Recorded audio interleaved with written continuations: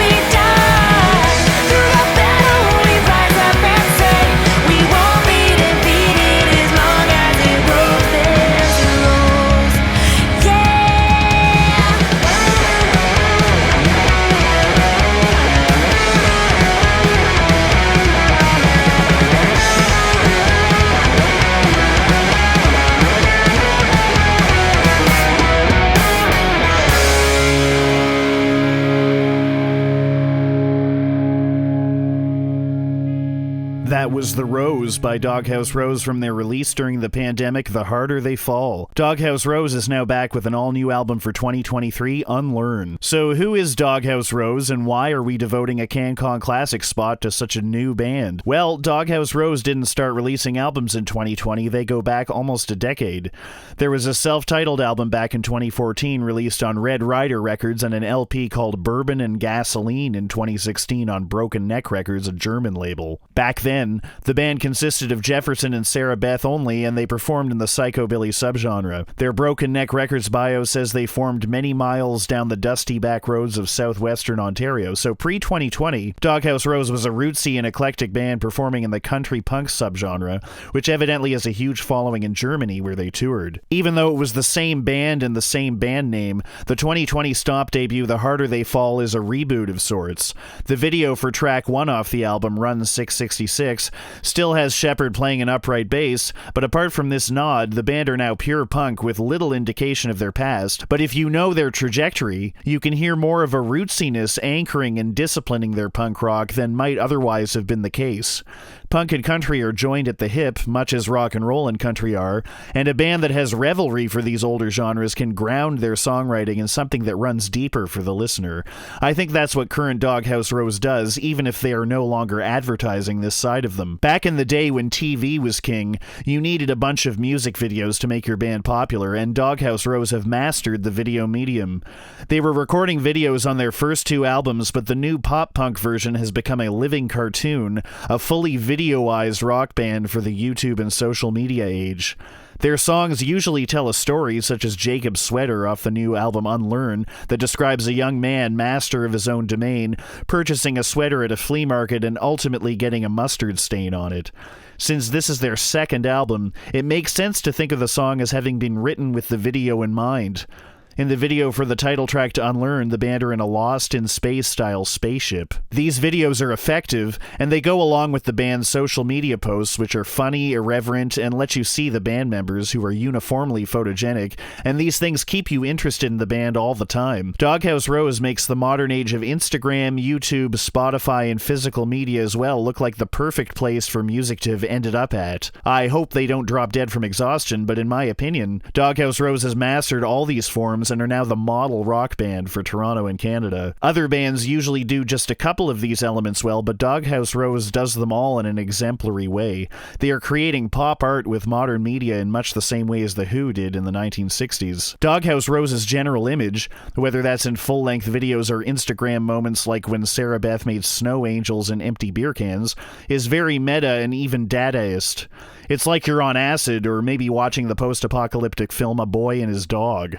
Their retroism does not belong to any one time. The spaceship is like the 60s, their style of dress is a lot more 80s, and the sound of the band itself is straight out of the late 90s and early 2000s, and the LP is a 1970s format. Doghouse Rose has remixed the past and turned out a new product that keeps the music coming and makes the present seem like the best place to be. Live, Doghouse Rose have thought things through a lot more than most bands. They use wireless guitars and sometimes move in a choreographed circular motion, showing that they have a consciousness about how they come across visually and a ton of experience performing to make it look natural. Here's another one off Unlearn, Jacob's Sweater, which I was mentioning earlier. Even without the music video, the lyrics are followable and make sense as a story. It's hilarious, but it's also brilliant. Check it out.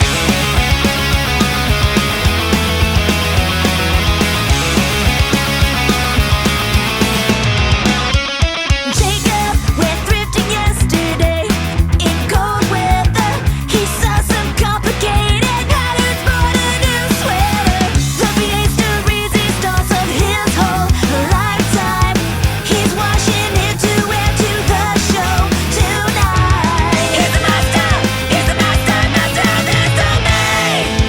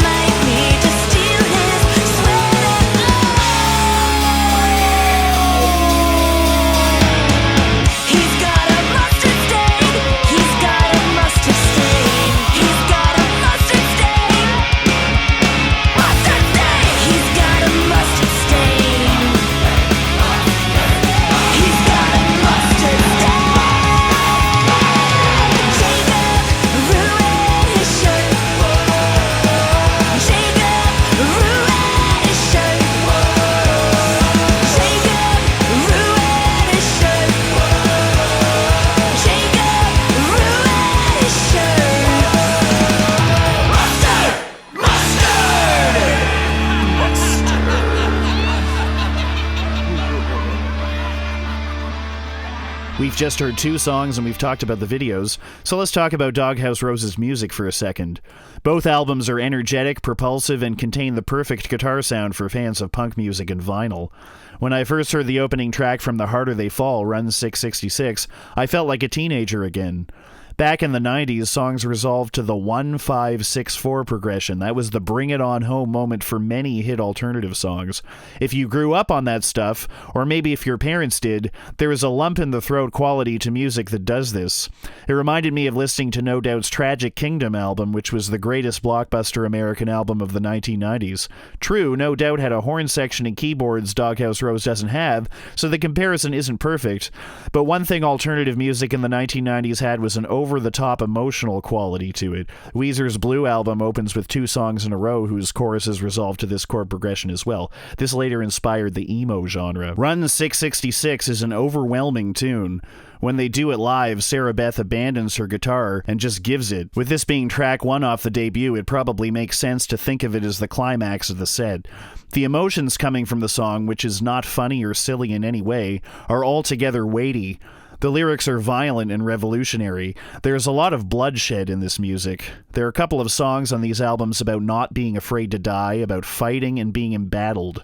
Sarah Beth's lyrics also contain philosophical nuggets like choosing means losing every other choice, and if you want something, don't let it get away, and I admire this band so much that I take this stuff to heart. Anyway, if a song can draw blood emotionally, if it can make you feel that little bit of pain when you listen to it, it can turn that feeling of embattledness into an energy that you can use moving forward. For me, this is music's greatest function. When my wife Karina and I were at the Royal Albert Hall in London, England watching Tori Amos, whose band is a keyboard-based drums trio, I started dreaming up a cover of Doghouse Rose's Run 666 and decided to turn that into an episode of this spot. So we're going back to the way things were last year. Run 666 by Doghouse Rose is our CanCon Classic this week, and I'm going to be covering it with Jesse and Sean from Starship Experience as my backing band. Jesse will be on punk rock piano, fresh off performing a set of punk covers at the Bovine Sex Club in Toronto, and Sean played drums and mixed the track as well. Watching the band opening for Mustard Plug at the Horseshoe Tavern in Toronto, I handed Sarah a one-of-a-kind CD single for the finished tune and asked her if she would record an introduction for Run 666 by Ian Strung with Starship Experience. So here she is discussing Run 666, Sarah Beth Rose. Thanks, Ian. So the song is Run 666. We wrote this a few years ago, and I remember when it was first brought to the table, it was a lot more slow and kind of like actually more similar to your version now than it ended up being on the recording. I remember that was kind of like the first kind of progression into us like going into a faster punk style. And we actually recently listened to the old kind of jam space recordings that we did, and it's hilarious how kind of more of a slow jam it was, and it felt really fast for us at the time. So we worked on developing it and then bringing it up to the speed that it ended up being on the record. I think the reason we chose to put it first was because we really wanted to let people know that like we're committed to this new kind of style, and we didn't want to make any apologies or any confusion about that, and we felt that it kind of started the record with quite a bang, and that was important to us. Definitely like sequencing of a record is like one of the like most talked about processes. Like I'm sure a lot of people don't really think about that, but the order in which the songs kind of, hit the listener, you're almost like telling a entirely different story than the songs individually. So we really wanted to like communicate that by putting it first on the record. It was important to us. I guess, the thing is with lyrics is that there's a fine line between kind of like saying what it means to you, but there's also kind of a cool mystery in like allowing, the listener to kind of decide for themselves what it means to them and apply it to their life. I think the overarching kind of like idea with the song is about, finding out where you stand, on any given thing. It can be anything that you want, and kind of confronting that there's like a fight, flight, or freeze kind of thing that we all have when we're confronted with, unfamiliar territory or what we perceive as a threat. And it's kind of figuring out that at a certain point that you kind of have to face it. You can't run anymore. So that's kind of to me what it means, but, you know, it can mean whatever else. If you want to listen to it while you're just on your morning jog, you know, because it's just saying run, run, run, that's fine too. So in a nutshell, that's kind of the idea behind this song. So for the video of this song, this was the first single off of the first record that we put out with Stomp. So we really wanted to make quite a splash and an impact. And we had this idea to kind of like explore this like mixed media sort of influence. And we had this idea of having like all of these like old TVs kind of just like showing colors and stuff like that, kind of like a light show. And, with our limited know-how at the time, we didn't know how to source all those TVs, so we actually built them from scratch. So if you look at the video, there's this big wall of TVs behind us as we're performing, and we actually built those out of I think it was like particle board or something like that from scratch. And we were looking, through the recycling for like collecting our own recycling for a couple of weeks leading up to it, finding little things we could use as knobs to spray paint. And so each TV in there was a unique Doghouse Rose created piece of set dressing, and we put a big green screen behind it, and then we edited it ourselves. Michael X. Cresty was our camera operator that day. He drove all the way out to Owen Sound to help us out, which was really awesome, and we've worked with him a bunch since, but that was quite an undertaking, as most of our videos appear to be. We tend to like have these really big, ambitious ideas, and then because we're such a DIY band, we just like go head first into it. We're like, okay, how do we make this happen? And for that, it ended up being several weeks of construction, driving all those TVs out to Owen Sound and setting it all up, because that was the only area that we had access to that was big enough that we could set up this giant thing. In hindsight, we probably could have just green screened the whole thing, but I think there's something kind of interesting about having the texture of like actual tangible, items there. And we just like arranged them in a bunch of different ways and explored some different ideas for how we could use them. And just had a really good time performing the song, and it is what it is now. So if you haven't checked it out yet, you should definitely check it out. It is there's a link to it on our YouTube, which is youtube.com/DoghouseRoseBand, or you can check it out on Stomp's YouTube page or on our website, doghouserose.com, along with some other very fun videos that we did for our new record, which just came out on June 30th. So if you like this song, you should definitely check out our new record, because we're very, very proud of it. We're really excited to share that with the world. So make sure that you listen to that as well. So thank you so much for taking the time to learn the song and check it out. And hope that everyone listening out there in Radio Land enjoys our version and this one as well. Sarah Beth Rose from Doghouse Rose signing off.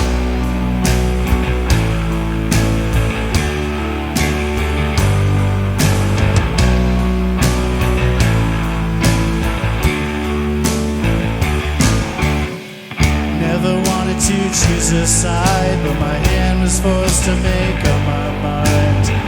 Didn't bother with anyone till the world got changed and the war begun, and the sadness inside, brought on by fear, started bringing a tear to our eyes. Divided we fall, together we're strong, but you want to run, run.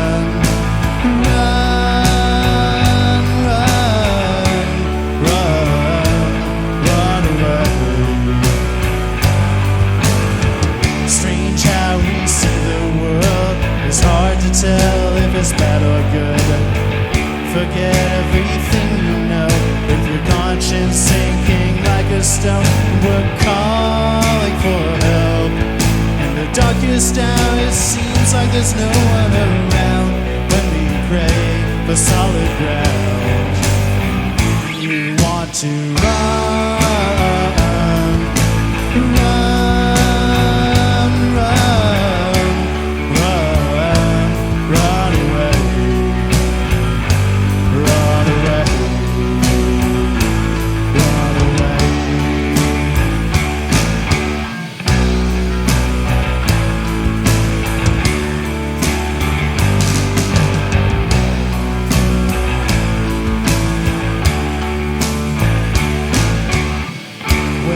push has come to shove, it's blood for blood, no doubt about it.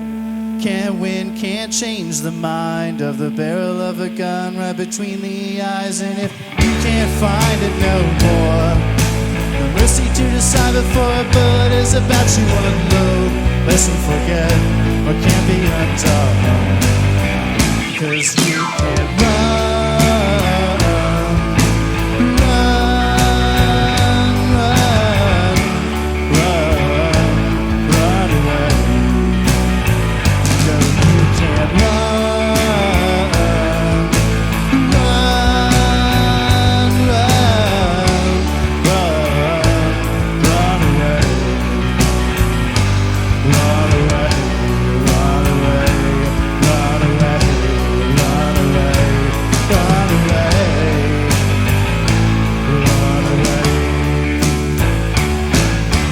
That was Run 666 by Doghouse Rose, covered by me, Ian Strung, with Starship Experience as my backing band.